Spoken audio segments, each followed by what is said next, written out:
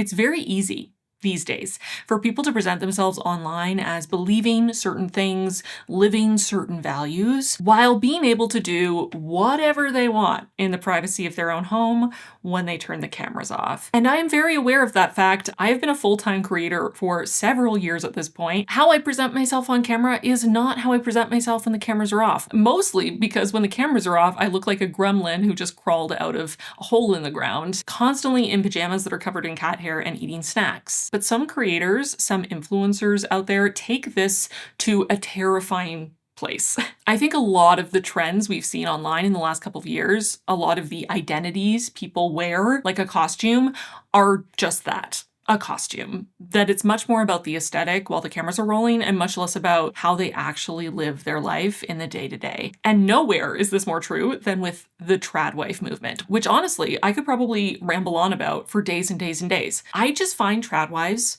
so strange on so many levels, not the least of which because the entire concept of a tradwife influencer is deeply hypocritical.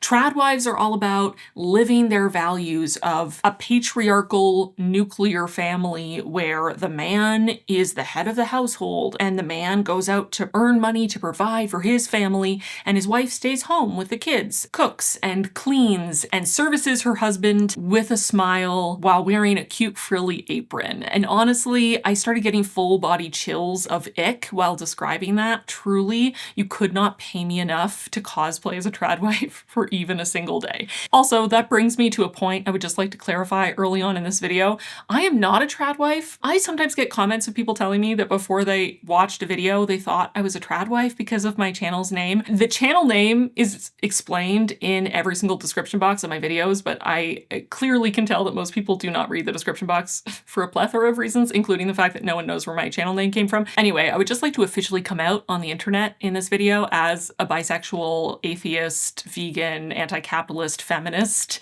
and I am married. But the last time I showed my husband a comment of someone assuming I was a tradwife, he started laughing hysterically because he knows better than anyone else how unsuited I would be to that life. Anyway, now that we've cleared that up, let's talk about the book I'm going to be reading for this video, the very buzzy Yesteryear by Caro Claire Burke. My understanding is that this is Burke's debut novel and that they have a podcast. And this novel is described as being about a tradwife influencer who is suddenly sent back to the 1800s and suddenly has to live the very life she's been selling to her followers every minute of every day without any modern conveniences. And as one might expect, things are not all sunshine and rainbows.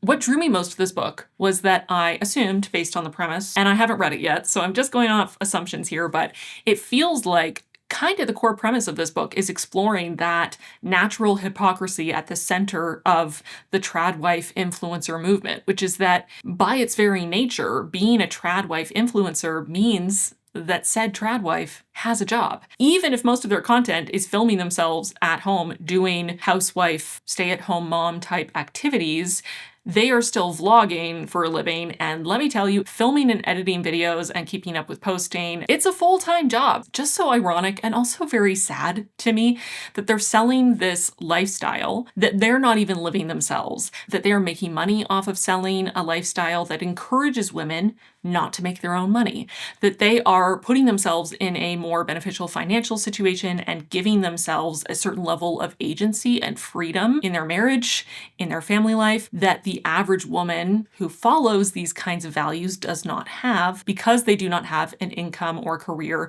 of their own and therefore have very few resources to leave a situation if they so choose. Now, of course, tradwife influencers do rely on their husbands, but in a very different way from, again, the message or the image they're selling. For them, it's not so much that they need their husbands to be the breadwinner and to support the family. They need their husbands as a prop for their videos. If they're going to play the role of the stay-at-home wife and mother, they need a husband because you can't be a single mother and a tradwife. So they need their husband, but in a kind of hilarious twist of traditional gender roles, they need their husband essentially as a trophy husband. He just needs stand there and look pretty, for their content to feel authentic. So I bought an ebook copy, and I also got the audiobook on Indie Bookstore Day from my favorite indie bookstore, Commonplace Books, in Ingersoll, Ontario. If you're in Southern Ontario or you're visiting Southern Ontario, go to Commonplace Books. And if you go, tell Shannon I say hi, and also try to spot which things I painted or built in that bookstore, because I put some blood, sweat, and tears in there.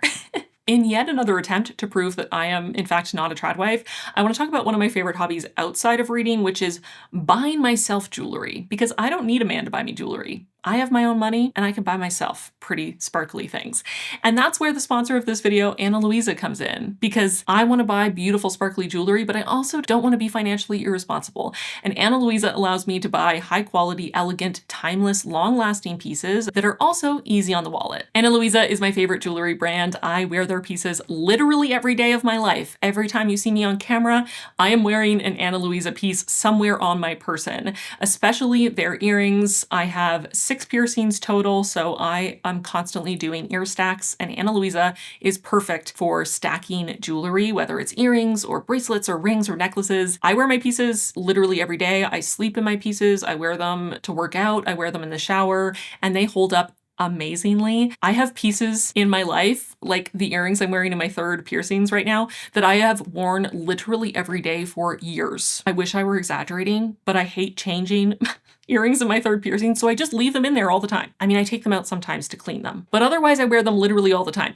and they look amazing. They look fresh as the day they were born. And honestly, that's what I love the most about Ana Luisa. Their pieces are affordable, but they are so long lasting. They're water resistant, they're hypoallergenic, they're tarnish free, and they just look and feel nice to wear. Ana Luisa's pieces are perfect for gifting yourself or for a loved one, and Mother's Day is coming up, so if you're looking for the perfect gift for your mom to tell her that you love her and appreciate her, Ana Luisa is the perfect place to go. Ana Luisa's pieces also come with an amazing 2-year warranty. In my ears, I have these tiny Huggies, and like I said, I've worn them every day for years and they have held up amazingly. In my 2nd piercings, I have the Julia Bold Huggy Hoops. I love that these are quite small and don't dangle too far from my ear, but that they're also thicker. They have a little bit more visual weight, and so I feel like they work really well as earrings in my 2nd holes to kind of bridge the gap from something bigger, more statement earrings in my 1st piercings and the much smaller, more minimal pieces in my 3rd piercings. In my 1st piercings, I have these gorgeous Dakota marble blue statement earrings. Now, I don't wear blue very often, at least in my clothing. I'm pretty warm tone, but I just love the white and blue marbling that looks like porcelain. I just think it looks so pretty, and it's such a distinct contrast, I feel like, from my coloring, that they really stand out and make a statement. I love the shape of these. I love that they have more visual weight, and I love that the inside is lined in the gold. They just look so high-end and expensive in the best way. I will say, because I buy my own jewelry, my husband doesn't necessarily always take that much notice of what jewelry I'm wearing, especially because I'm constantly trying different things, but he loves these new earrings. He pointed them out and commented on how beautiful he thought they were. So I've been wearing them all the time lately so I can get more compliments. It works out quite well. I also have 2 necklaces stacked right now. The longer necklace is the Pebble gold pendant necklace. I have talked about this necklace before, and I've paired it with my Elise pendant for something much daintier and more traditional looking and small, and of course with a little bit of sparkle. I love combining modern and traditional, bold and delicate, and I think these just look so pretty together. Don't miss out, grab your Ana Luisa favorites and complete your stack now with pieces starting at just $50. Click the link in my description box or scan this QR code to shop, and thank you again to Ana Luisa for sponsoring this video. I have the audiobook, I have the ebook, I'm ready to go, and I'm very excited to dive in and see if this gets into all of those roiling thoughts that I've had about this weird trend of tradwife influencers over the last couple years. There is something very Stepford Wives dystopian about the whole thing, so I'm excited. And I hope you are too. A few of you have requested this video, so this is for you. I hope you enjoy.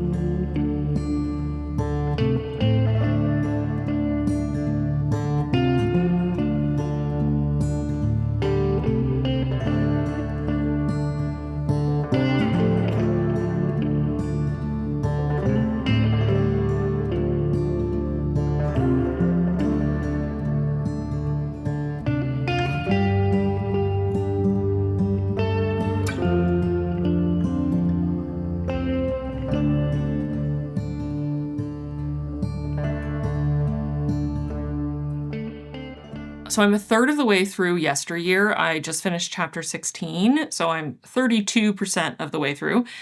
The audiobook says I'm 33%. The ebook says 32%. Close enough. I'm liking it so far. I do feel like this first third really is setting up the story. It's really establishing who Natalie, our protagonist, is. It's really trying to give us some information about her background, how she was raised, how she got to be a huge tradwife influencer, how she met her husband, how they came to have a farm, all of those things. And so there's not only the present day, her as a tradwife influencer with her 5 kids and 1 on the way, and her husband and their staff, which I'll get to in a minute. But we also get a lot of flashbacks to Natalie's time in college and meeting her husband and getting married and having their first kid, and so on. And then we also have the past timeline, but we've only had a few little flashes there, so I really can't speak to how that part of the story is going to play out. I will do a short spoiler section for theories and how I feel about how that's being done so far, but I really don't want to spoil it for anyone who hasn't read this and might want to. So I do quickly want to read the blurb because I think I forgot to do that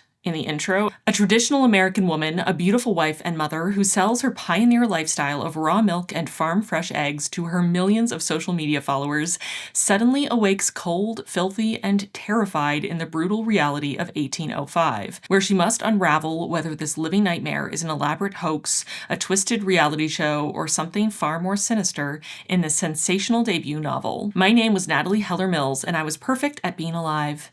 Natalie lives a traditional lifestyle. Her charming farmhouse is rustic, her husband a handsome cowboy, her 6 children, each more delightful than the last. So what if there are nannies and producers behind the scenes? Her kitchen hiding industrial-grade fridges and ovens, her husband the Republican equivalent of a Kennedy. What Natalie's followers, all 8 million of them, don't know won't hurt them. And the angry women, the privileged Ivy League coastal elite haters who call her an anti-feminist iconoclast, they're sick with jealousy. Because Natalie isn't simply living the good life, she's living the ideal, and just so happens to be building an empire from it. Until one morning, she wakes up in a life that isn't hers. Her home, her husband, her children, they're all familiar, but something's off. Her kitchen is warmed by a sputtering fire rather than electricity, her children are dirty and strange, and her soft-handed husband is suddenly a competent farmer. Just yesterday, Natalie was curating photos of homemade jam for her Instagram, and now she's expected to haul firewood and hand-wash clothes until her fingers bleed. Has she become the unwitting star of a brutal reality show? Could it really be time travel? Is she being tested by God? By Satan? When Natalie suffers a brutal injury in the woods, she realizes 2 things. This is not her beautiful life, and she must escape by any means possible. A gripping, electrifying novel that is as darkly funny as it is frightening, Yesteryear is a gimlet-eyed look at tradition, fame, faith, and the grand performance of womanhood. So basically the first third of the novel is just the blurb spread out over how many pages have I read? 180 pages.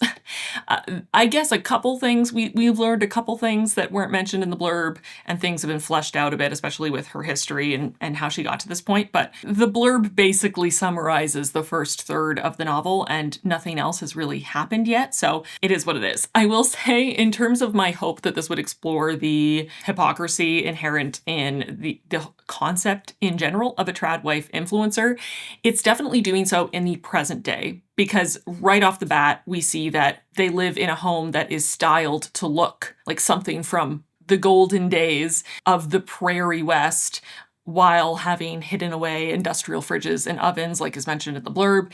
Also, as is mentioned in the blurb, but I found it very entertaining how it was introduced in the early chapters. They have 2 live-in full-time nannies for their 5 children. They have a full-time live-in producer for content creation. And they have multiple farmhands. Plus all the kids are homeschooled, and the 2 boys are working on the farm with their dad all day. I don't know when they actually do school, but apparently they do sometimes. And it looks like our mother and homemaker doesn't cook, doesn't do the homeschooling, doesn't raise the kids, or at least spend time watching them during the day, doesn't clean the house. They also have a cleaner. I forgot about that. They have a cleaner. Also, when a kid spills something, she just gestures to the nanny to clean it up. She is there to be the star of her content and to, do a cooking tutorial or model a new color of apron that she's selling. And I do think that that is very effective, the way it's presented.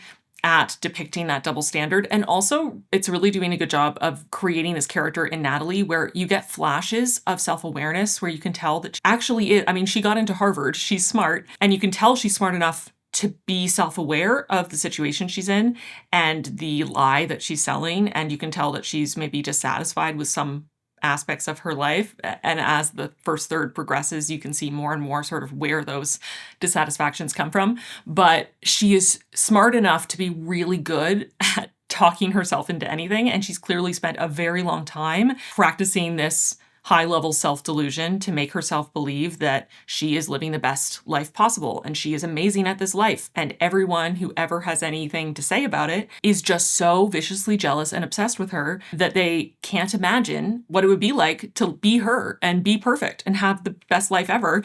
She calls them the angry women, and it's kind of depressing, but also quite humorous how many times she interacts with people and she's clearly significantly more angry than the person who she's claiming is an angry woman. She constantly calls women whores, C words, tells them to fuck off, bitches, and then immediately says, sorry, Lord, in her head, because she shouldn't call women that. And I think she even acknowledges at one point that she had a bit of an anger issue that she really should have been working on, but she didn't have time to work through it. So there is a lot of humor to it, and there is that sort of inklings, moments of self-awareness for her, but also the humor really does come from how much she is deluding herself and kind of how unhinged this whole system is, and the way she talks about it, and the way she talks about the people, the moronic hordes on the internet who will lap up anything she sells and are too stupid to know anything. And even those who love her, she seems to think are morons, but also those who hate her are definitely morons. It is certainly something. I find her kind of delightfully unlikable. Like, she's the worst. I would literally never, ever want to, even watch someone's content who was like this, let alone actually have to spend 5 seconds in the presence of someone like this. But she is entertaining to read because she is like, the audacity is just exponential. So that's kind of fun. I do feel so far, like I said, I think that the past timeline, the 1800s timeline, we haven't really passed what was mentioned in the blurb. We've only had a couple little flashes because so much time in the first third has been dedicated to flashbacks within the modern day to Natalie's sort of young adulthood. And those are helpful to develop her personality and her experience and maybe where she got to this point of yearning for connection and love and admiration and wanting to fit in and be accepted. And also sort of reaching for an explanation for why she struggled with that, which is her go-to is that people are jealous of her and that has clearly festered over time. I also found it interesting to see her reaction to having her first child and that it maybe wasn't as full of butterflies and rainbows as she expected, sort of reinforcing or touching briefly on the idea of growing up in a very, traditional religious upbringing. I believe that she was raised evangelical Christian. I'm not sure if it ever specified denomination, but quite a traditional Christian upbringing, to the point of never cutting her hair and going to Harvard wearing prairie dresses and a really long braid that she'd never cut. But she sort of talks about how she grew up her whole life. Her understanding was that her purpose in life was to carry children, to continue on God's gift of creating life and to usher new souls into the world. But she'd never considered the reality of pregnancy, childbirth, and parenthood. And when she is faced with that during her labor and then having this newborn baby, she is kind of dealing with what appears to be some sort of postpartum depression, possibly, but just having this disconnect and a lack of preparedness for this experience. And I thought that was interesting as well to sort of touch on that. We even get a bit of touching on what the wedding night is like if both people involved are virgins and didn't get much sex ed and don't really know what to do and have a lot of shame around sex while also being excited to finally do it. It was a hard scene to read, very uncomfortable, but also interesting from that perspective. But I do think I'm still waiting for the connection to really be made in the past timeline.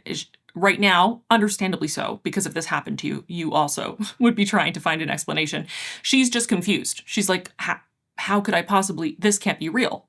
It's a reality TV show. It couldn't be anything else. This doesn't make sense. And so she hasn't yet sort of reached the conclusion or started to grapple with the fact that if she is actually in the 18, and we don't know what the answer is yet either as readers, but if she were actually in the 1800s, which is what it's set up to imply currently, then there are those implications of her really wanting to go back to her modern life that is painted with a coat of Old West prairie life and not actually the reality of Old West prairie life, and living the reality of that lifestyle she was selling is very different from the life she was living. There are tiny hints, and the narrative is framing it as obvious, those differences. The kitchen is basically exactly the same, except there is no pantry hiding the high-end fridges and ovens.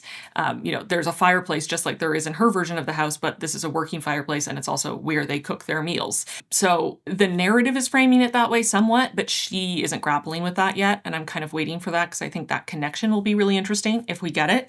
There are a couple things that I don't know. Like it's set up so that it's a bit of a mystery. Who knows if she's actually time traveled or not? I don't know. She doesn't know. We don't know. But I do find the way that her kids and her husband in the 1800s setting are talking to be very anachronistic. Their dialogue feels super modern, and I find it strange. I also find it strange that all their names have changed other than Caleb. Her kids' names have changed in the past. Also, the number of kids are different, which so far there's no explanation for. She's also not pregnant in the past. Also no explanation for that. Her name is the same and Caleb's name is the same, but the kids' names are all different. And it makes sense for the kids' names to be different because in the modern day, her kids are named things like Jessa and Junebug. Feel very Duggars coded. Flashing back to TLC reality shows I watched as a child, I feel like that whole family saga has gone off the rails in recent years. I don't really watch reality TV or follow along with it, but that is unrelated to this conversation. I mean, it's tangentially related, but it's not related. Anyway, it makes sense for their names to be different because who would name a kid Jessa or Junebug in the 1800s? I mean, who would name a kid Junebug either? I'm sure somebody does. But Caleb's name is the same. That's fine. It's a biblical name. But Natalie's name is the same. And even though the name Natalie existed in the 1800s, it was mostly a name from France, is my understanding, and would not have been really in use at all in the Americas in the 1800s, is my understanding from a cursory research. So it seems odd for her it just feels sort of out of place for her to still be named Natalie. And I'm not really sure why her name would have to be Natalie anyway, because it also feels kind of out of place as a name for someone who is very evangelical Christian to name her child. There's so many biblical names out there. Even my name is Elizabeth. My parents were not super religious, but they still named me Elizabeth, which is a biblical name. It seems odd for someone who is in this more evangelical Christian community to name their child Natalie, but I don't know. I just find it a bit odd. More so than the names, though, is the dialogue, which feels super modern. We get things like her yelling "fuck you" at past version of Caleb, and he doesn't react at all, other than to say, "That's not how you speak to your husband," in a very calm, measured way, and then slapping her for spitting in his face. And it's like, you'd think you'd have a bigger reaction to your wife saying "fuck you" in this time period. That usage was not as common and would have been seen as extremely vulgar in the 1800s, again, from my cursory research. That feels kind of odd. The way her younger daughter was telling her about her dream, being a pony and a princess and flying around, just doesn't feel like the dialogue, the way that she was speaking doesn't feel like how a child would speak in the 1800s. Maybe kids in the 1800s also had dreams about being ponies and princesses and flying. I have no idea, but the way that it's written feels very modern. So I don't know if it's like that on purpose or if that's just sort of an oversight. I'm not sure, but it's something that's sort of pulling me out of those 1800s chapters and making them feel a little bit less immersive for me so far. But I am finding it interesting. There are some passages that really get my hackles raised. Some of the rhetoric of a very conservative tradwife sort of viewpoint that just makes, and then I have to, raises my blood pressure. But it doesn't feel inaccurate. It doesn't feel over-exaggerated. Maybe some of her reactions in her head are a little extreme, but also, I don't know. I don't really know how they think about liberal woke women, but it does seem like they they do think pretty poorly of us. So maybe it's accurate. I wouldn't know. I'm sure they would hate it, but I'd be curious to read a review from someone who is into this tradwife lifestyle reading this book and how they would react to Natalie as a character. Would they see her as good representation, or would they be super offended? Would they feel like it was really exaggerated and like a caricature? I really don't know, but it would be interesting. So I think that's all I'm going to say for non-spoilers. I really don't want to risk spoiling it, even though, like I said, the first third really is just the blurb expanded. Spoilers for the first third of Yesteryear starting now. Spoilers, spoilers. My theory is because of the dialogue, because the dialogue feels very modern and very anachronistic, I really feel like she's not actually in the past. And for a couple other reasons, I mean, time travel isn't real. So, and we don't know the logic. So I don't know. It could just be that the logic is weird. But I find it strange that Caleb looks almost exactly the same, but his eyes are different. It could just be that he has a different personality, and so his eyes look different to her, like he has a different emotion in his eyes. It's not quite clear yet if his eyes are actually a different color or if it's just the emotion is making them read harder to her. But Caleb is not quite the same. And then all of her kids are not the same kids. They're not the exact same ages. They don't look the same. But then the fifth kid is missing and she's not pregnant anymore. All their names are different and they don't look like her kids. Like they look like they could be her kids, but they are not her kids. So it's like a funhouse mirror version of her kids. And I don't really understand if this were some sort of sci-fi time travel or like a magic thing, why she wouldn't just have the same set of children, you know? I mean, maybe there is a reason and we'll find out. I do hope it addresses it at some point because it seems pretty random. But if it was some kind of weird reality TV show or elaborate prank or something, then it would make more sense that they would kind of approximate and just cast people who looked close enough. But it also doesn't really make sense to me that in a reality TV show or prank or whatever, if they were trying to make her really feel she went back in time, why they wouldn't do the proper number of kids, and also what happened to her pregnancy, unless she's been out for a really long time or she has amnesia for a period of time where she gave birth or she lost her pregnancy or something. But that is not addressed as of yet. I feel like it makes more sense for it to be something like a reality TV show as it's currently set up, but I also feel like there are aspects of it that clearly don't make much sense, including the fact that they have just animal traps around the area and she's able to run into them and have her foot almost completely cut off by a trap, and having to have it stitched back together with a dirty needle and thick string and like having animal fat slathered on it and stuff. It does feel like if it were a reality show of some kind, they would try to make sure that she doesn't get a really terrible infection and lose her foot or just die. But again, I don't really know what the rules are here. Maybe there's something else going on and that explains it. Maybe it's some really rich person who hates her for some reason and has built this like playhouse for her to live in and is torturing her. I don't know. But my current theory is that it's not actually time travel. I don't have a super coherent theory about what's actually going on because we don't have a lot of detail and nothing has been explained as of yet. But it just doesn't feel authentically 1800s to me yet. And again, that could be a craft issue. That could be just how it's written, in which case, you know, I'll eat my words. But I mean, then I would have a critique about how it was written because it doesn't feel authentically 1800s. But I guess the most interesting thing to me really is the depiction of her becoming a mother for the first time and it not coming nearly as naturally to her as she expected and not immediately having that emotional connection to Clementine, her eldest. She doesn't connect to Clementine and she kind of feels like Clementine is evil, which is interesting. And she feels like she's made some sort of terrible mistake. And then she kind of makes the decision to try to fake it till she makes it. And then when we fast forward to Clementine being a teenager and she's now had 4 more kids and is pregnant with her 6th, she's sort of deluded herself into believing that it's always come supernaturally to her and always been really easy. All of her pregnancies, she loves being a mom. She's such a natural mom. So that is interesting. I think that's it for spoilers, keeping it brief. But yeah, it's just been a bit of a slow start so far. I'm enjoying it well enough. I'm engaged, but it's definitely a slow start. So I'm excited to read the next third and hopefully be freed from the shackles of the blurb and find out something new and learn way more about the past timeline and hopefully get things moving a little bit more. So we'll see how it goes. I'll be back when I get to the 2/3 mark, when I'm 66% of the way through, and we'll see what we see. So I'll be back soon.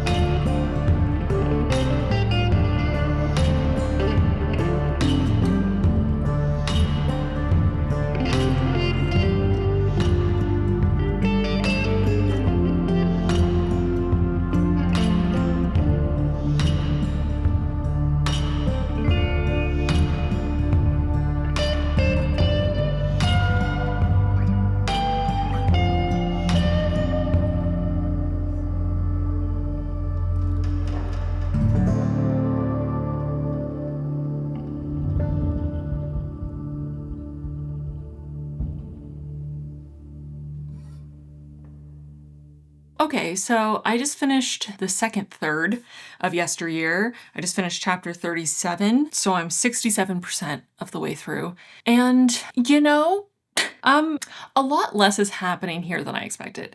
We're still spending so much more time building up to the present day timeline of the start of the book. We're really following the whole journey from when Natalie and Caleb met and got married, through their early marriage, having their kids, buying the farm, starting the Instagram account, going viral, turning it into a career, starting to hire staff. I don't necessarily hate that. It's fine. I guess I just didn't expect to spend so much time in flashbacks building up to the present day, and comparatively so much less in the past, in the 1800s past, just because this was sold so heavily as a time travel speculative sort of book. And I mean, it does have that element so far. We still don't know what's going on with it, but we just get so little time with Natalie in the 1800s version of Yesteryear Farm that we don't even really get the opportunity to try to figure out what's going on, I don't know. I don't know how to feel, to be honest. The writing style is fine. It still has some funny moments. It still is very much leaning into making Natalie a deeply unlikable character.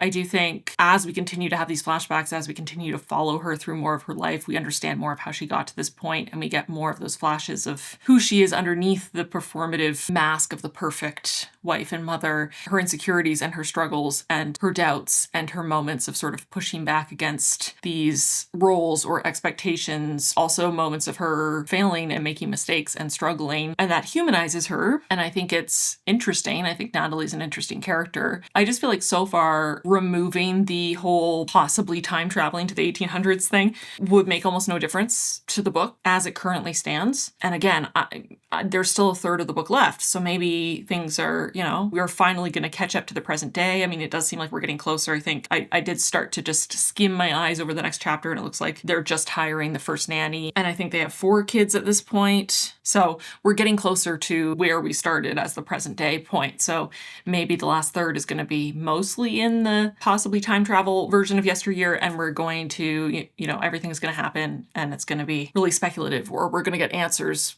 whatever the answers may be. I assume that will happen. There are a couple quotes that I have liked, so maybe I'll try to find a few and read them for you. The woman in the videos with her flip book of smiles, that was online Natalie, and she was designed to be good at being alive. Nothing was hard for her, not motherhood, nor marriage, nor building a business, nor serving him. All of it appeared to her as a series of tasks to be accomplished each day at the right time in the correct chronological order. Online Natalie started each morning by giving thanks for all the Lord had given her. She greeted her children lovingly each morning. She had sex with her husband every night. She was tired all the time, but it never made her ugly or angry or bitter. It only ever made her more beautiful. And she was right there, wasn't she? Standing, smiling, beckoning. Any day now, I would wrap my fingers around her neck and pull her forward, let her topple into me. Referring to or directly addressing the experience of being a creator online. And on the one hand, in this case, Natalie really is putting on a mask. She is playing a character that is very unlike who she really is in real life. And so she does feel that, like the quote I just read, that huge gulf between the Natalie who is online and the Natalie existing in real life, and she's just waiting to merge. This right here is the strangest part about becoming famous online. You can have millions of followers and still not have a single in-person interaction with a fan for months. And yeah, I mean, I don't have millions of followers, but I can go a very long time without running into a person who follows me in the wild, in part because I don't leave my house very much. But also, every time that I do, I'm kind of taken aback. Also, like her going viral and starting to get hate comments. The first week after I went viral, comments like these had destabilized me to the point that I could barely walk in a straight line. Now I could practically write them myself. Yeah. You just 100% have to grow a thicker skin to exist on the internet. The comments one receives are vile. It truly takes a different kind of strength to constantly be berated with people's shitty opinions about you, And as someone who is naturally a very sensitive, soft-hearted person, who did not naturally have a hard shell at all, it took me almost a decade, I would say, of making YouTube videos to start to really build that shell. And still sometimes, if I'm not doing great, the comments can get to me, because it's just like, it's a volume of people being mean to you that you don't normally get in any other context.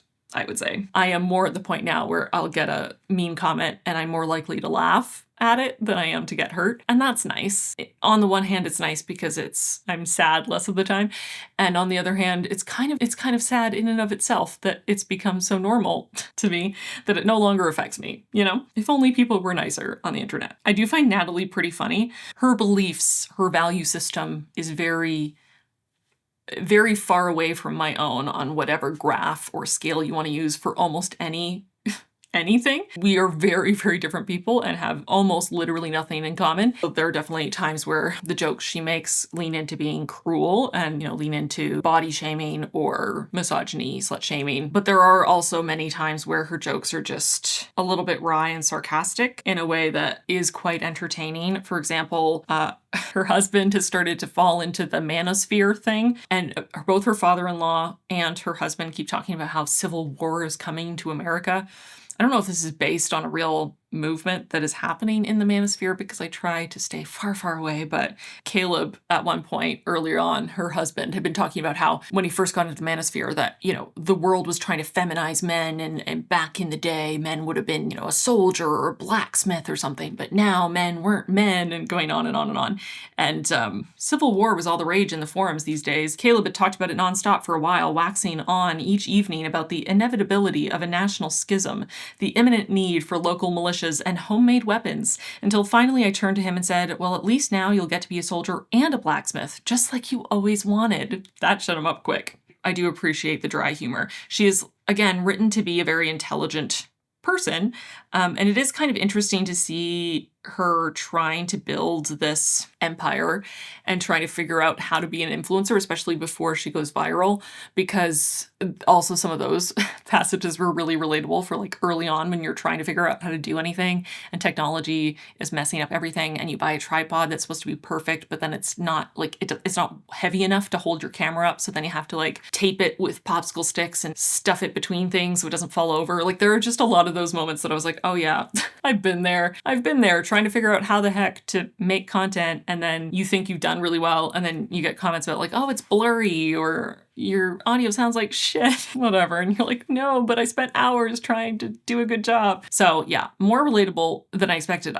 Again, I didn't really expect to spend as much time in the building up to be an influencer part. I really thought it was be more about the possibly, who knows, maybe time travel part and like living as a pioneer woman sort of thing. So I just hadn't considered how much of it was going to be deeply relatable on that end. And it is kind of funny to read. But yeah, not a lot is happening right now. So yeah, I genuinely can't think of anything else to say. Has this ever happened to me before? I don't know. So at a loss. I think I just have to finish it. Okay, please share your thoughts on this in the comments if you've read Yesteryear. I am so curious to hear other people's thoughts. Yeah, did it live up to your expectations? Was it what you expected of it from the blurb? I keep talking about what we were talking about in my last video about Inamorata by Ava Reed, about how publishers are marketing books, how they categorize them by genre, and also the blurbs they write and how that frames a certain perspective on a book. Even book covers do this pretty heavily, and whether they are actually aligned with what the book is or not. So far, I don't know, as much as the blurb was basically the first third of the book, so it's not inaccurate, I just feel like it sort of sets you up for an expectation that at least so far is not really being delivered.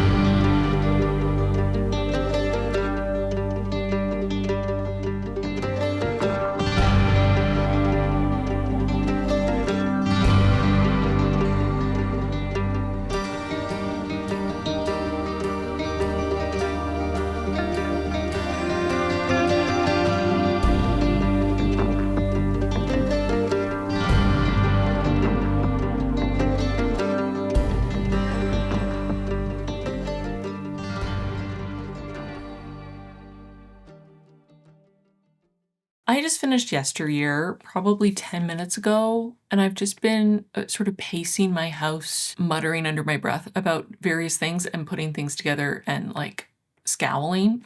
And then I realized I should probably just sit down and process this out loud and share it with you. So that's what I'm going to do. Lately, I've been trying to film more of my final reviews pretty closely to finishing the book, so everything really fresh. But that also means sometimes I really haven't landed on a rating yet and everything's up in the air, and honestly, very up in the air. I do not have an answer for you right now.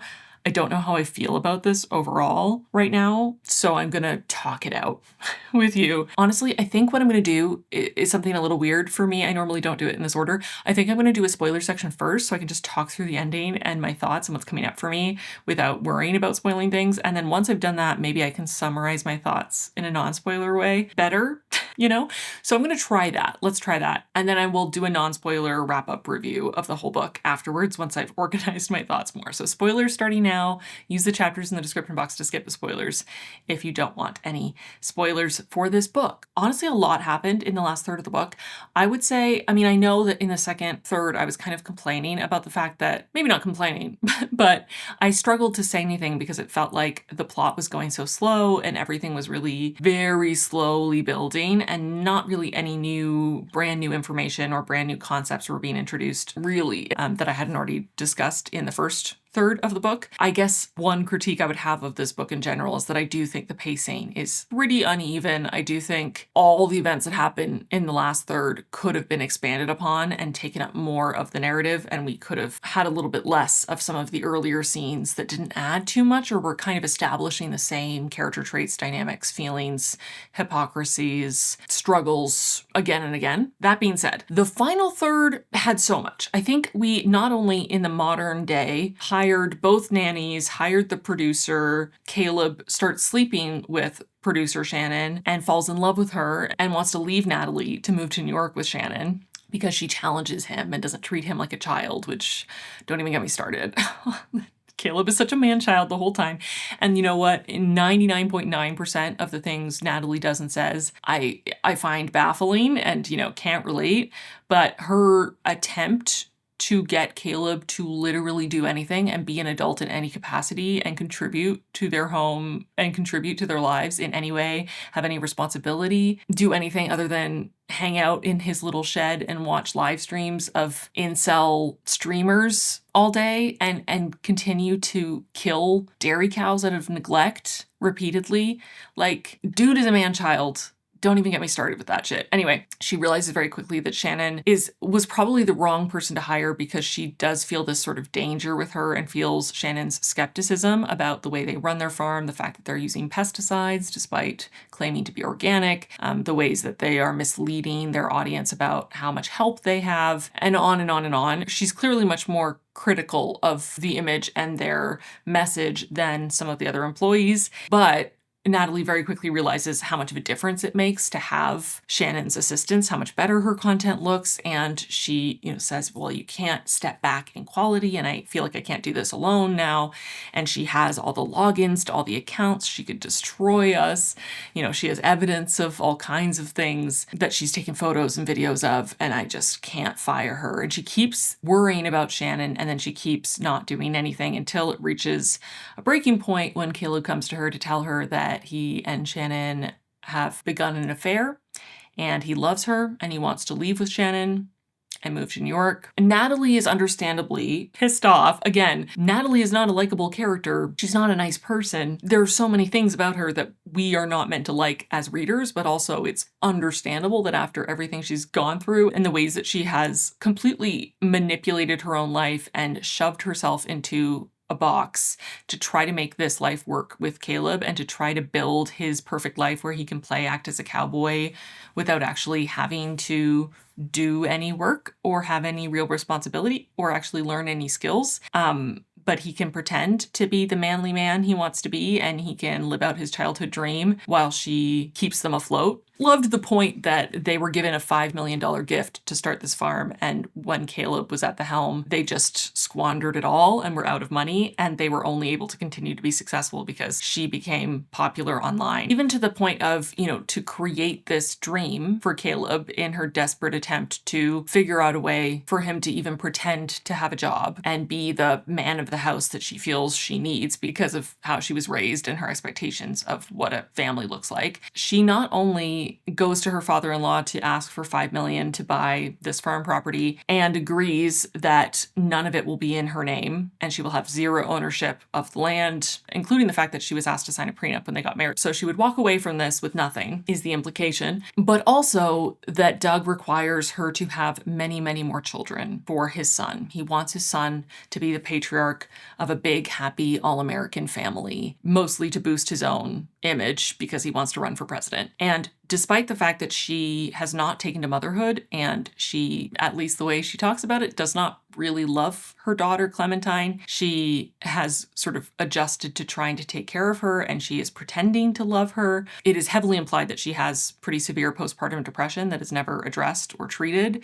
and she has not connected to her daughter and just doesn't take to motherhood. And that's something that is sort of more implied earlier on, and once you get later into the book, it really becomes clear that if she had been raised differently, if she had different expectations for what her life had to look like, if she hadn't been raised to constantly believe that her most important purpose in life was to, as she says at one point, sort of, continue God's creation, to bring more souls into this world, she might have chosen to be child-free and she might have been significantly happier for it.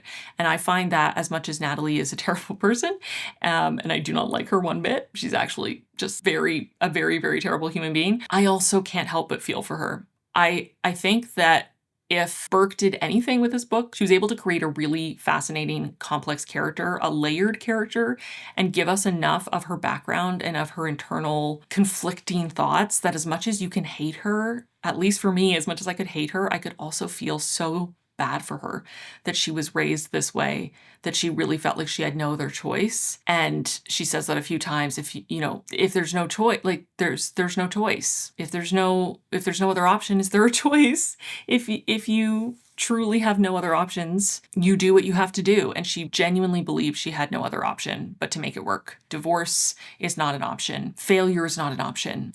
Being child-free is not an option. Being anything other than the perfect image of a Christian wife and mother is not an option for her. And I think that's really sad. But she contorted herself. She broke herself into tiny pieces and rebuilt herself in the image of the perfect Christian wife and mother that she had been raised to believe she had to be, that she had built herself up to be online and felt like she had to match her real life self to that image, that performance, and also what Doug and also what her father-in-law required of her for this agreement. And again, she's terrible. She's the worst. I will, talk about more of the things that she did and was responsible for, but I can't help but feel really sad for her and for the ways that she was let down by the people around her. Shannon, and he wants to leave with her, and she's angry at him. Obviously, she goes to talk to Shannon about it to see what she says and kind of figure out what she can do because Caleb is uninterested in trying to address the situation whatsoever. And she goes to talk to Shannon, and Shannon was getting ready for bed or something, so she was sort of partially undressed,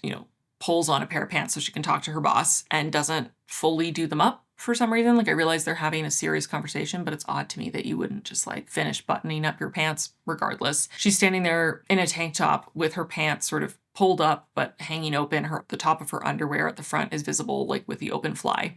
I just can't believe this is happening right now. I can't believe I'm talking to a woman who admitted to seducing my husband and who refuses to show a drop of remorse for it. Seduced. Shannon looked genuinely surprised. You think I seduced him? You think you didn't? Natalie, I watched the way you treat Caleb. You act like he's dumb, like he's a little kid who needs to be protected or something. She looked at me. He's not as dumb as you think. In fact, I think he's pretty smart. Look at this.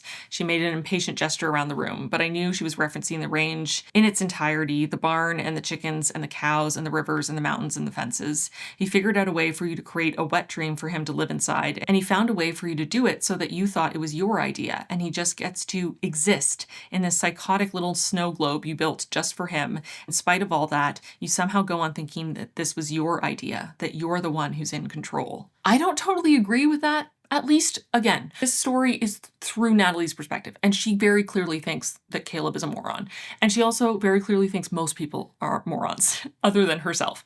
She feels that she is the smartest and the best, and everyone else is very dumb. Even if she may have a very strong bias, even if she's not seeing him clearly, also from all the actions, unless she is completely misrepresenting the things that are actually happening, which I guess is possible. It's possible that she's even more of an unreliable narrator than she seems to be. But I just feel that we do get sufficient evidence to believe that Caleb is a very stupid man, or at the very least, he is so spoiled that he doesn't bother to use whatever brain he has. He doesn't have to. He doesn't have to try. And the idea of Shannon saying or implying that somehow this was Caleb like doing 4D chess to make this dream of the farm come true, no.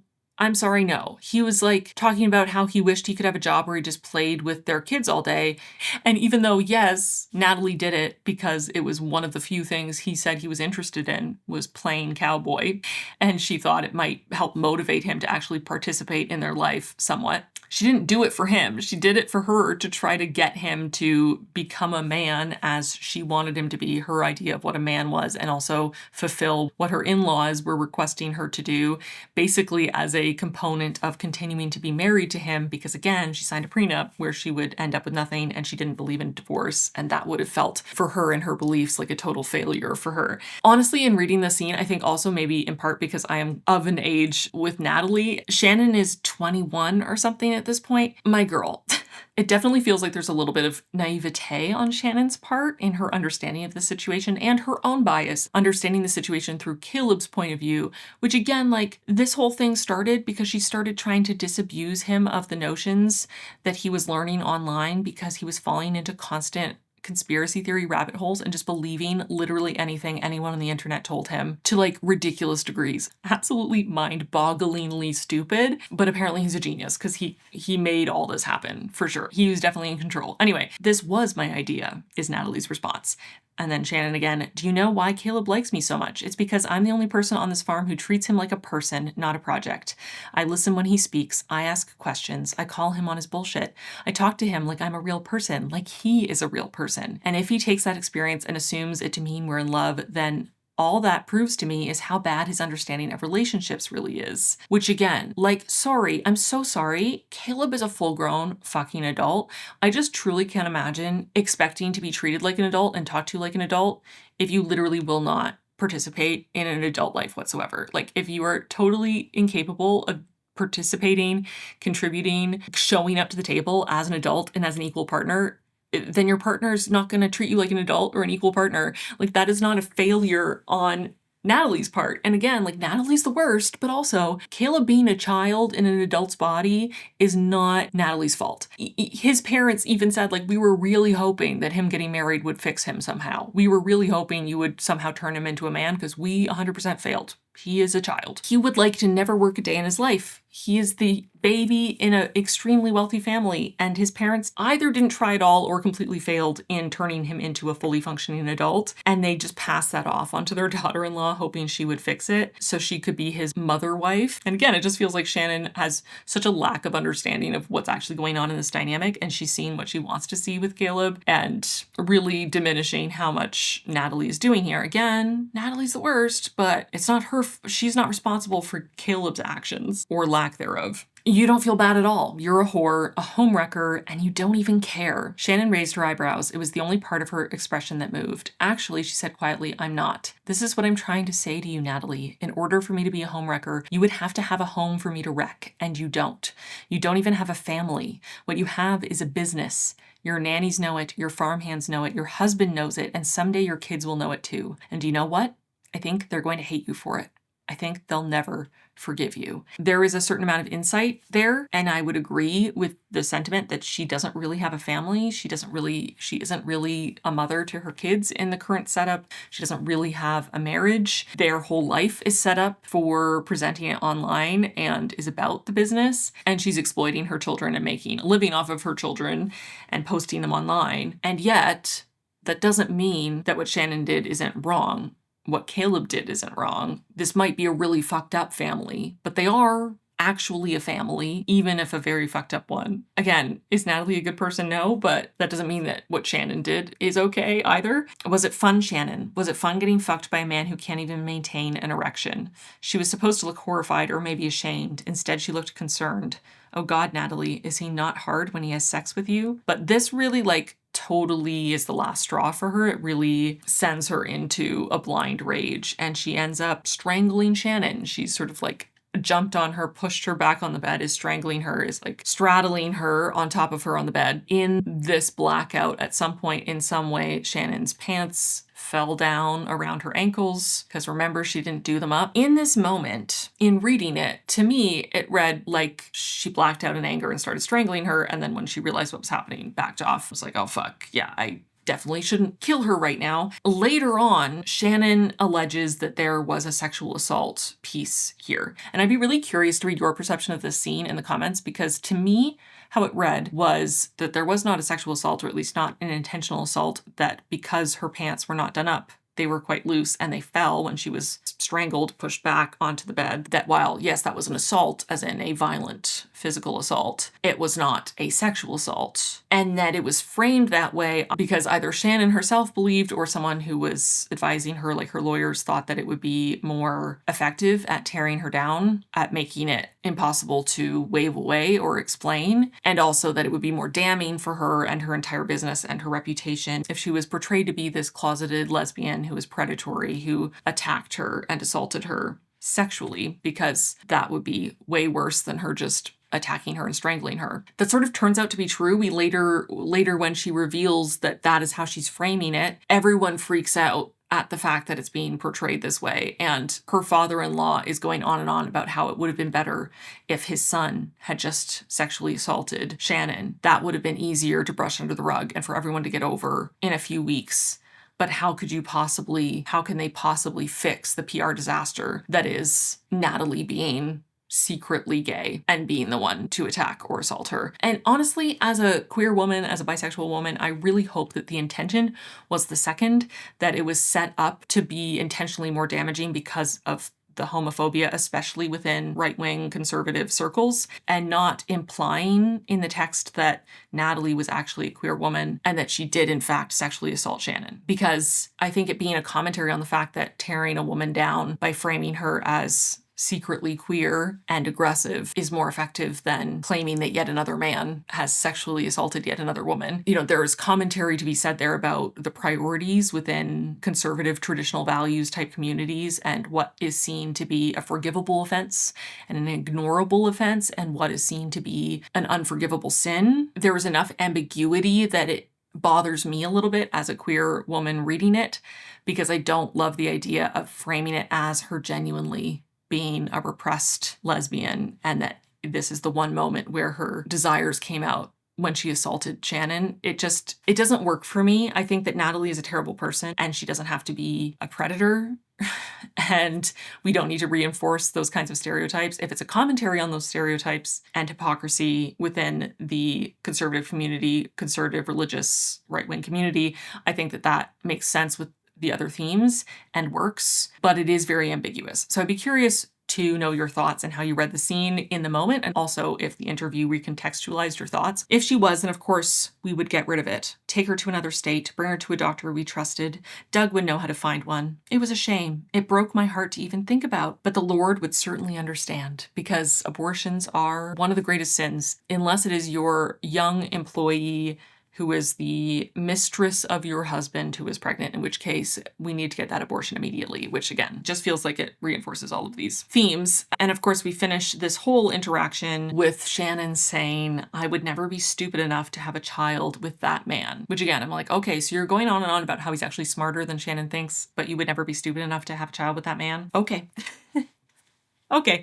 Then something really kind of incredible that broke my brain a little bit happened, because she's freaking out because she's like, well, not only has this happened, and how do we deal with this? How do we fix it? Caleb wants to leave me now. I will be left with nothing. I cannot be a single mother of 6 children without any resources. I need Caleb to stay. How am I going to fix this? She calls her father-in-law saying basically Caleb needs to run for office now. Need him to pivot and focus on something else, forget about Shannon, run for office, We need to fix it. And Doug asks her to explain what happened, and she talks about how things got physical and on. And Doug is talking about how they can make it work and they'll hire PR teams. I don't need a PR firm. I know how to represent myself. This is Natalie. Doug barked out a laugh. Damn straight you need a PR firm. Do you have any idea how likable you have to be to pull a situation like this off? Who the fuck are you to say I'm not likable enough? You horrible man, imbecile, asshole. If it weren't for me, your son would be dead in a ditch somewhere, which is in italics, which is how all of her inner rage thoughts have been written this whole book. There was a long silence on the phone. It took about 10 seconds for me to even realize what had happened. I'm sorry, Doug. I didn't mean to say that. It was never meant to be uttered aloud. I don't know how the wires got so crossed. I'm sorry. I'm just very upset. Another long silence. Well, he said, like I said, definitely need some help on the PR side. And I just feel like everything exploded because the number of times over the course of the novel that she has had these like long raging internal thoughts written in italics of her calling people bitches, C words, idiots, morons, whores, on and on and on and on, going on these long, very angry rants about people in her mind. Suddenly things are not so clear. How many of those times was she talking aloud? And people were just standing there staring at her as she called them all these things to their faces, or like muttering it under her breath where they're only catching some words here and there, but obviously can tell that she's incredibly angry. And it just made me also recontextualize all of the scenes with her roommate, Rena, in college, because I think at one point Rena says, like, you're so mean. You're constantly rolling your eyes at us. You like make these really rude comments. Like, we hear you. We hear all the mean things you say. I couldn't, honestly, it really got me. I could not believe that. And that idea that like, she thinks she's holding everything together so well. She thinks her perfect Stepford wife persona is rock clad. She thinks that she has pasted this perfect smile on and no one can see through it. Well, she's also muttering all this stuff aloud without even realizing it. So then we also spend more time in the past timeline in the 1800s. And basically an animal of some kind attacks their chickens and a bunch of them die. And Maeve goes out and is sort of handling the dead chickens, getting a lot of their blood on her. And she ends up getting a fever. And Mary, the eldest daughter in the 1800s timeline, is really concerned about her. And it eventually gets to a point where Maeve keeps getting sicker. She's had this fever for a long period of time, and Mary is really worried. And at the same time, 1800s Natalie is concerned that she's pregnant because her period hasn't come, and she and 1800s Caleb have started having sex. And even though she has tried to evacuate afterwards, it seems like she hasn't done enough and that she's pregnant, and she just feels that she cannot give birth again. She cannot give birth in these, rudimentary conditions without a doctor, without a hospital, without medication. And now Maeve is sick, and Maeve is really the one child in either timeline that she feels connected to, that she feels she has this natural affinity to, and she doesn't want anything to happen to Maeve. So basically she asks Mary, hey, if I asked you, because we both care about Maeve, if there's a place I can go to get a doctor, would you have an answer for me? And Mary's like, yeah, I would. And she tells her how to get to the neighbor's house to get help. And Natalie is thinking,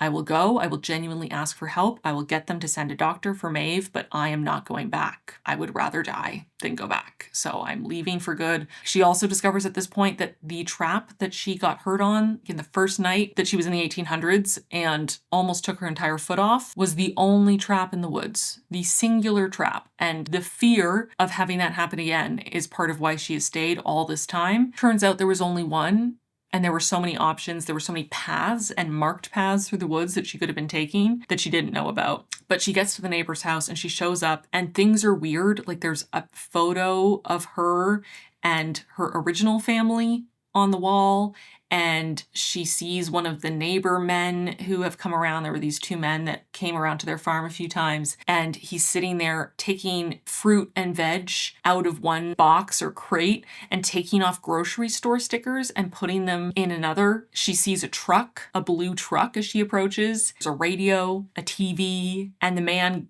turns around when he realizes someone's there and he calls her mama. And it's Stetson, one of her original sons. I honestly can't believe that I didn't see this coming. All the little inconsistencies I noticed make sense with this ending, but I did not see this as the answer to what was happening. It's been 17 years, and after everything happened, slowly over time, they renovated their home back to 1800 standards, removed all of their modern comforts, and eventually the older kids, the brothers, ended up moving to the next door farm and living in a slightly more modern home there. The daughters stayed close by but moved away, Clementine and Junebug and Jessa. Mary was the child she was pregnant with at the start of the book. She gives birth to Mary, and Mary ends up being the eldest of this new crop of kids. And they have 3 more kids, 2 more sons and another daughter. So she's given birth 9 times now. She has 9 living children, and she's now 50, and no wonder she keeps referring to Caleb as old Caleb, because it's her Caleb, but he's just literally older now. There are no mirrors. She doesn't see herself and doesn't realize how much older she is. And they have been living like it's the 1800s. They started off saying this is a, family fun time activity. We're just doing this for fun and to build connections with each other. And it just escalated and escalated until they got to the point of living 100% like it's the 1800s every day. Or at least for Natalie, it became like that. And for the kids, it was like that, where they didn't know that it wasn't the modern day. And Natalie ended up forgetting, essentially, while Caleb would go next door to watch the game. He'd say, I'm going to go hunter and gather. I'm going to go be a farmer and provide for my family.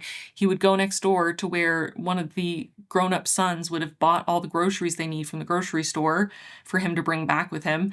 And he would just sit and watch football all day, listen to the radio, hang out with his sons, while Natalie is living believing it's the 1800s now. It's not super clear how much she knows of what's happening. It seems like they were giving her pills, crushing them up and giving them to her, and that she's also sort of had a bit of a mental break. And she doesn't remember the last 17 years from the start of where we pick up with her at the beginning of the novel, but she also just has completely forgotten that modern life exists. And then Clementine shows up and says, yeah, I finally got a warrant to take the kids. You're neglecting them. This is abuse. So you can stay here if you want, but I'm taking the kids. Thanks so much. And she takes, what are they, Abel, Noah, the 2 boys, and Maeve and Mary, and puts them in her car and takes them away.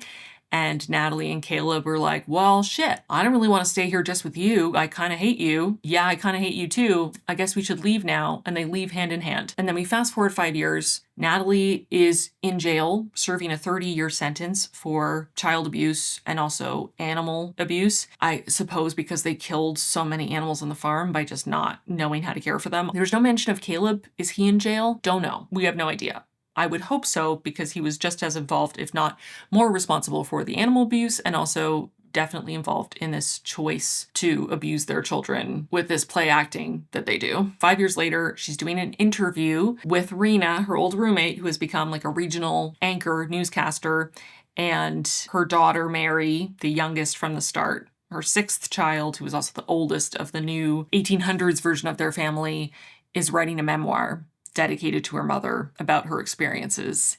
And it really felt at that point, so much of this book felt like it was based on Ballerina Farm, who I only know of because of cultural commentary on Ballerina Farm. But the ending really felt like a Sherry Frankie, Ruby Frankie dynamic, between Mary and Natalie. Maybe just because I read House of My Mother recently, or a couple months ago, that it's fresh in my mind, but there were definitely some overlapping ideas there, especially with the way the memoir is introduced at the end while Natalie is in jail. And that's the ending, is that Clementine and the kids are living with their maternal grandmother and their aunt, and they are learning about the world. Mary is trying to learn to read and write properly because she was never really taught anything past writing her siblings' names.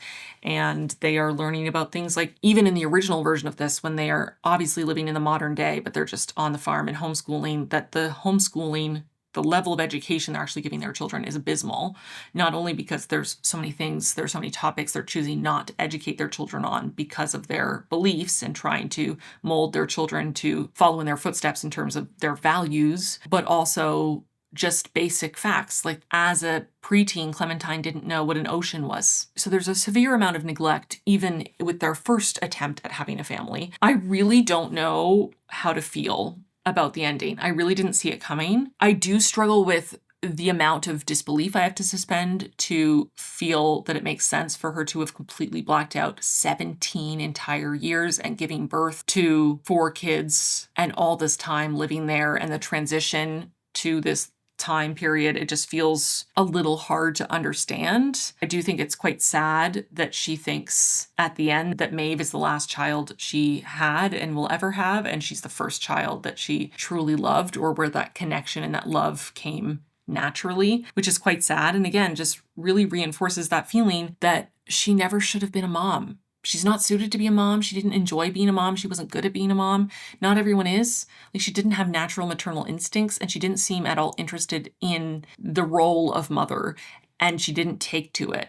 And imagine a world where she could have become a professor or something and not been a parent and just lived her life for herself. She maybe still would have been a very mean person.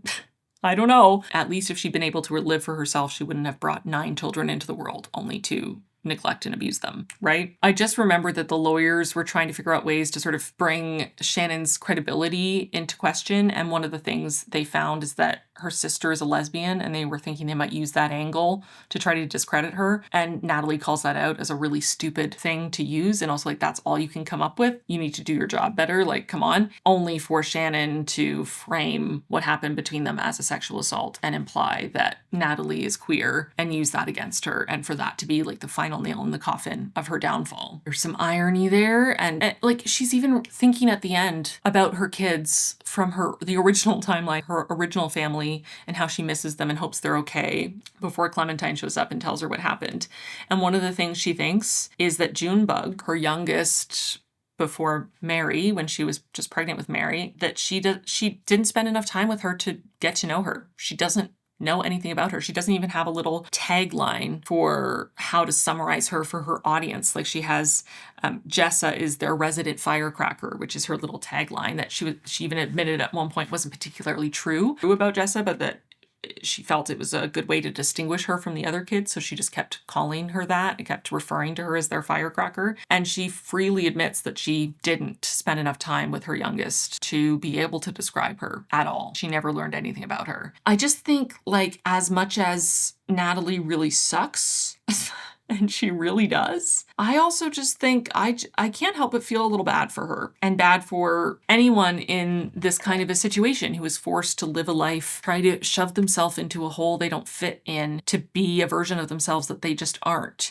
and to feel that there is no other option, that the other option is eternal damnation. Again, how does that feel like an option if you're set up to live that life? And for her, she seemed to have really strong religious scrupulosity. She has this obsessive need to live life the right way and to check all the boxes and to be the perfect person. And she is crumbling under the weight of that expectation. And I think it's just sad all around for everyone involved.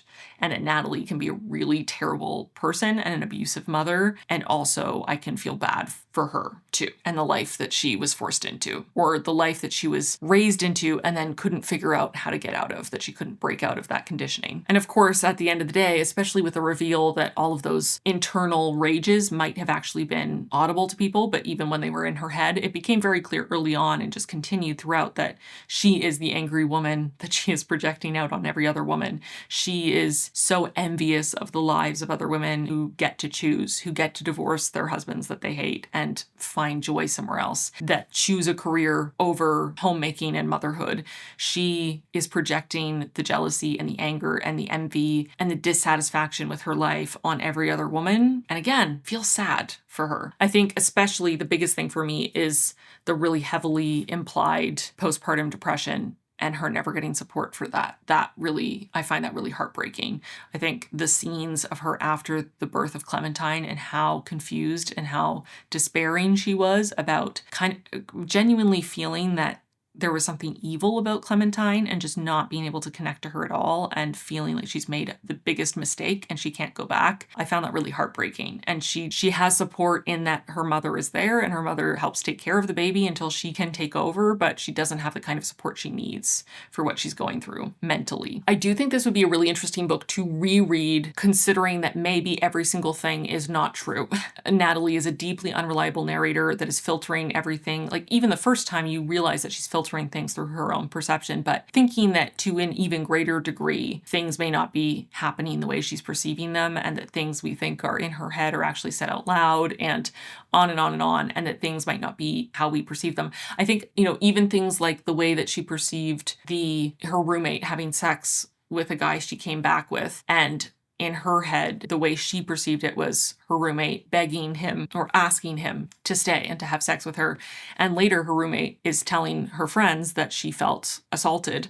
Is that mirroring what happened later with Shannon, or is Natalie filtering it through her own perception, viewing her roommate as a slut or a whore, which she regularly calls other women, for having sex at all, and not seeing the reality of the situation for how it's actually playing out? I don't know. And I think it would be interesting to reread it and just kind of frame it as any of this could be not happening the way it seems, even more so, and also rereading it with the knowledge of what's happening in the 1800s timeline and see all those pieces. Because I feel like as I was reading it, I kept picking up on things that felt like anachronisms and just sort of odd moments and things that didn't hold up, like her not being pregnant anymore, and on and on and on. And I couldn't quite reconcile them in my head, and I was trying to figure out how they made sense in the two options that we were sort of given of actual time travel or some sort of a TV show or a prank or something. And obviously they're not explained by those things. But again, I do think a lot of them are explained by this twist, by this explanation, but I also think that having her just completely lose 17 years and seemingly not regain them, like she maybe flashes after Clementine reminds her of what happened, but it seems like she really doesn't remember most of that. And that seems wild to me. I mean, I guess I don't really know what drugs she's taking and how much of these drugs she's taking and how often she's having them mixed into her tonics, and maybe they are really impacting her memory. That does feel a little hard to suspend disbelief for. I really do also wish, and this also reminds me, not to get totally sidetracked, but of the Sherry Frankie memoir, because that dad, the father of that family, got away without jail time despite his contribution to child abuse and his witnessing it and not stopping it, and then leaving the home and leaving his young children in the sole care of a woman who he knew to be abusive, and then the abuse escalated. He was not jailed for that, and his wife was. Caleb is not brought up at the end, so we don't know if he has gone to jail or not. And I'm just as frustrated with it here. Well, not quite as much because this isn't real, but I find that really frustrating, and I do wish that there had been some mention of Caleb either receiving punishment or not, if we want to reinforce the themes that the woman is always going to take the blame regardless of what the man does or doesn't do. And then even things like, yeah, Natalie was a terrible mother and was not good for her kids and was engaging in and the decision to do what they did at the end there was a choice to abuse her kids, and using her kids for content, was exploiting her children, on and on and on. But also Caleb was involved in all of that. And then in the end, if we're meant to believe the way that the story is framing what's happened and the idea that Natalie is no longer fully cognizant of what's happening, that she has no idea what is reality and what isn't. She doesn't know what year it is. She doesn't know how old she is. She doesn't even remember giving birth to these kids. Caleb is 100% aware of all of this. He knows 100% what they're doing. He is fully cognizant of the fact that they have just completely given up on any education for these kids. They are not literate. They are living in these horrible conditions. And he is leaving every single day to enjoy creature comforts and watch TV and laze about while his kids work all day trying to, make soap so that they can wash their clothes and like basic survival from a young age. How is Caleb not even more responsible for this dynamic in this situation, especially the 1800s version of the situation, because he seems to be the parent who is most aware and also the only one who is running away to enjoy modern technology while nobody else has access to it, including he didn't go for a doctor when his wife almost had her entire foot cut off by a trap in the woods. He let his teenage daughter smear animal fat on it and sew it back on. What the fuck? Anyway, the man is not getting enough blame in the situation. And maybe that's realistic, and maybe that's part of the commentary, but it does piss me off. I do wish there was some addressing of where he was at the end, even if it was just to say, doesn't it suck that he got away with everything? Because at least we would know what happened, I do think the ending was a little rushed. I'm not sure 100% how warrants of that kind would work, especially in the US, because I'm not American.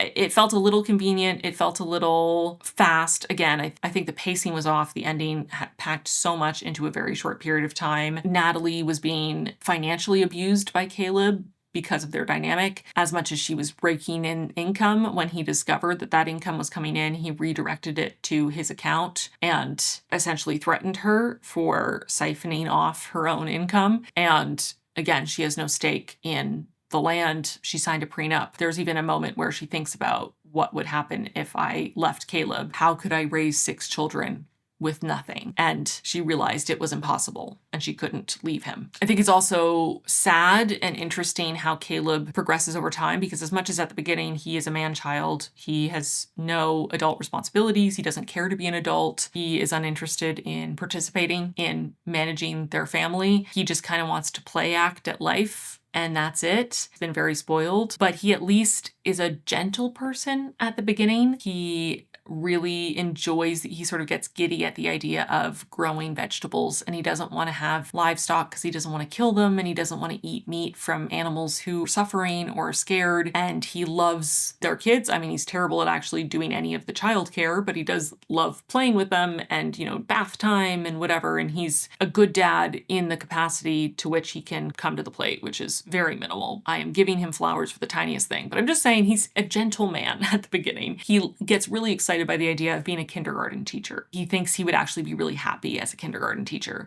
But due to Natalie trying to turn him away from this career path that she thinks is below him and also not manly enough, she starts telling him about, you know, conspiracy theories about the public school system and how it's brainwashing kids. And he starts going down rabbit holes and he ends up totally sucked into the manosphere and conspiracy theory forums. And he just gets completely lost to it. His brain is rotted and he becomes meaner and crueler.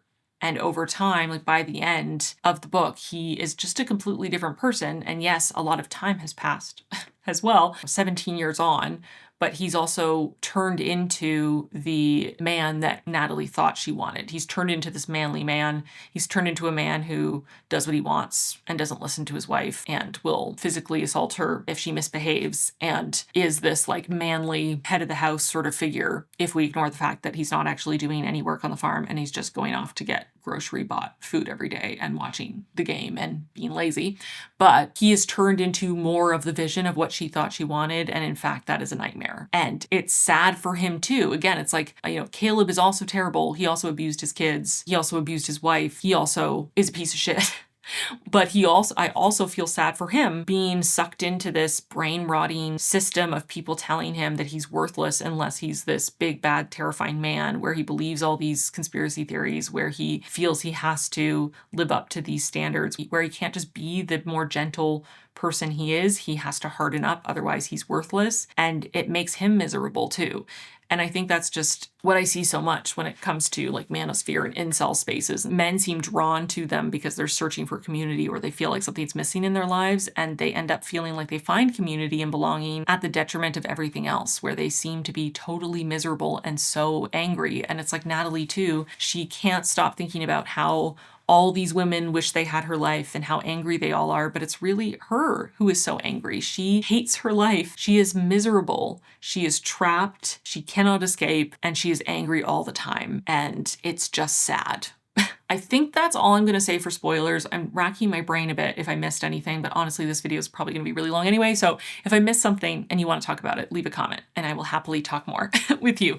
If you are sharing spoilers though, just write spoilers and then hit enter a few times so that it's under the read more, so that anyone who hasn't read the book can hopefully peruse the comment safely without spoilers. But yeah, let me know if I missed something that you want to talk about, or if you have theories, or if you interpreted things differently, how you feel about it. I would really love to know. And I'm going to try to order my thoughts now in a non-spoilery way. Basically, I am kind of baffled by this. Kind of feel like I've been knocked out by this book and I'm still recovering. You know, I think this wasn't exactly what I expected from it, but it did explore a lot of the themes I was hoping for it to look into. Some of this really almost drag-like level heightened gender performance of traditional religious Christian, especially dynamics, the expectations of what a wife and what a husband are, what their roles are, what they're allowed to do, what they're not, how they raise their kids, the image they must present to the world, what is prioritized and what isn't, what sins can be forgiven and what sins cannot, and just the performance of it all, the Stepford Wives of it all,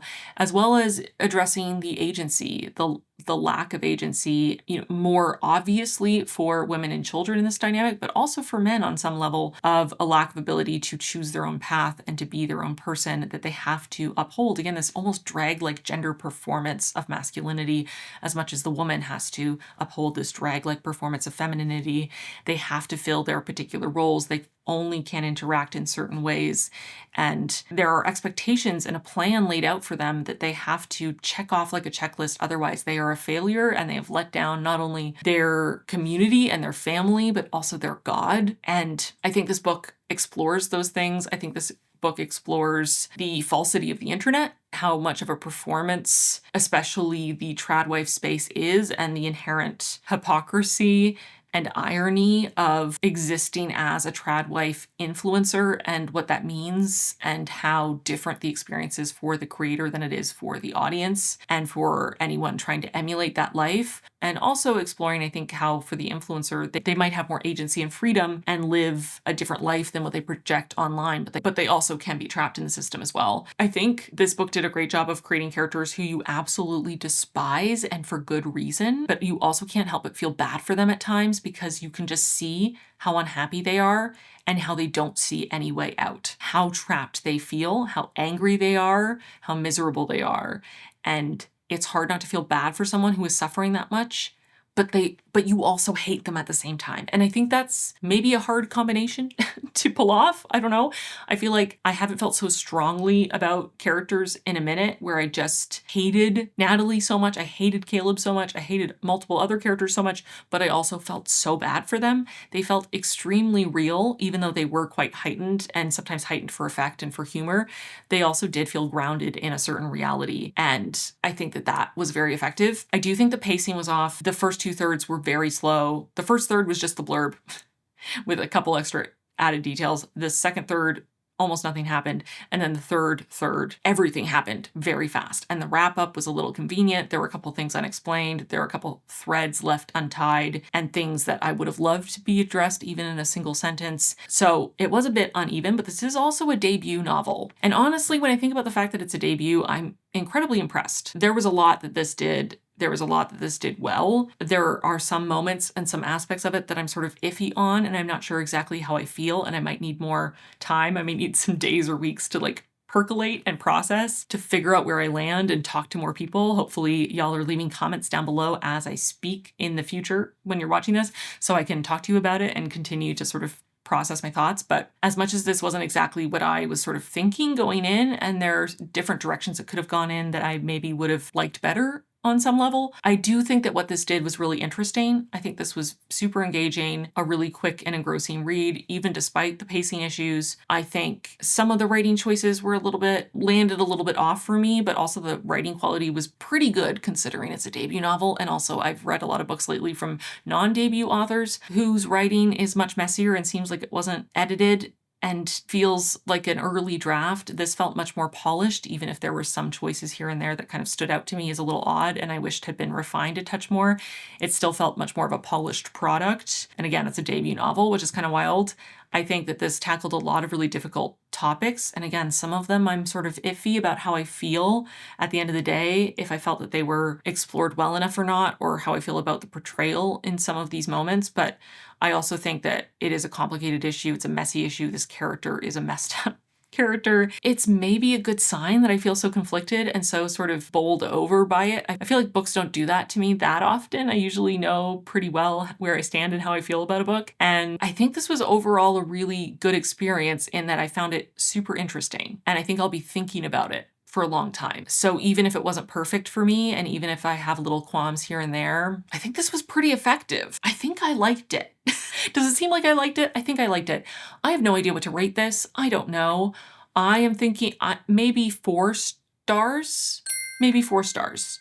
Again, with more time and more processing, I might change my mind. I reserve the right to change my mind. I think it's a 4-star read though. I think this did a lot of things that were really compelling. I think it was really impressive for a debut. I think I'm going to be thinking about it and wanting to talk about it for a while. And even though I have some qualms and critiques, I think that they are maybe on the more minor end in the grand scheme of things. And I feel like it's not that often that a book genuinely surprises me in the way that this book did. Yeah, I think I'm going to give it 4 stars. And I do think that, again, while it maybe didn't enter into the themes, the issues in the way that I expected it to, I do think it actually explored them in depth, or attempted to explore a lot of layers of this behavior and what compels people to live this kind of performative life that they absolutely despise, that they hate. They hate the life they chose. They hate the people in their lives. They are completely miserable and unhappy, but they continue to choose it again and again.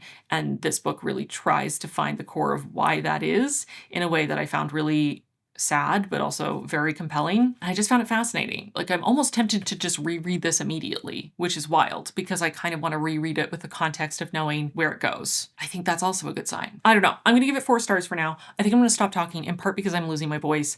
Leave your thoughts down below. If you haven't read it yet, but you just have thoughts on everything that I talked about in the non-spoiler sections, let me know your thoughts. Do you think you will pick this up or not? If you don't have any other thoughts to share at this particular moment in time, but you did make it all the way to the end of this video, thank you for watching all the way to the end. Leave the emoji that most makes you think of this book, that represents this book, in the comments down below so I know you're a real one. Thank you for watching this whole video. I really appreciate you. Like this video if you liked it. Subscribe if you haven't already. Thank you again to Ana Luisa for sponsoring this video. Don't forget to check out Ana Luisa to build your own beautiful timeless stack with pieces that start as low as $50. Click the link in my description box or scan the QR code on screen to shop. And thank you again to Ana Luisa for sponsoring this video. And thank you for watching this whole thing that is probably very long. I'm gonna go now. Bye, friends.